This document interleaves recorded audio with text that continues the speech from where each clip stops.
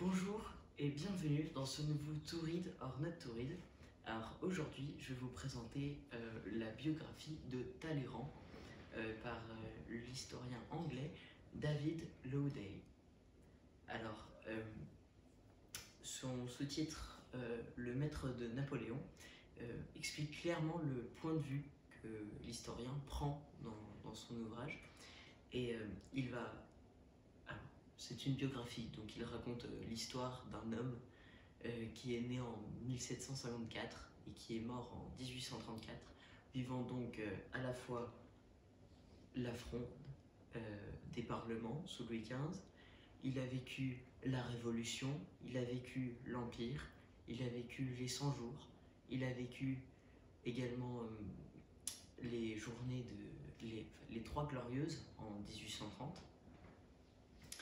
Donc c'est une histoire vraiment très riche parce qu'il prend part à chacun de ces événements.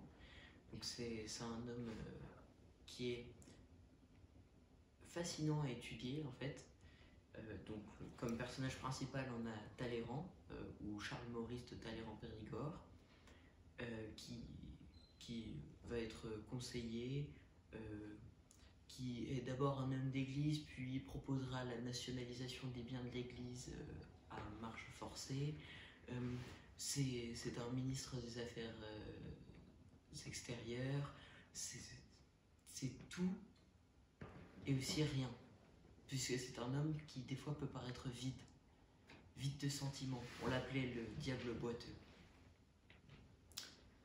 Alors ça a été publié chez Albin Michel par David Lowday. Donc c'est en un tome, la biographie. Elle fait 450 pages, alors c'est assez intéressant, donc on se laisse prendre. Donc c'est riche en fait, c'est riche d'aventures, et David coupe certaines parties qui ne sont pas très intéressantes, donc on est quand même sur un récit qui est relativement romancé. C'est pour ça que c'est aussi très intéressant. Donc du coup je recommande vivement cette biographie qui nous en apprend beaucoup sur la fin du 18e et le début du 19e siècle en France, et vue par un historien anglais. Salut!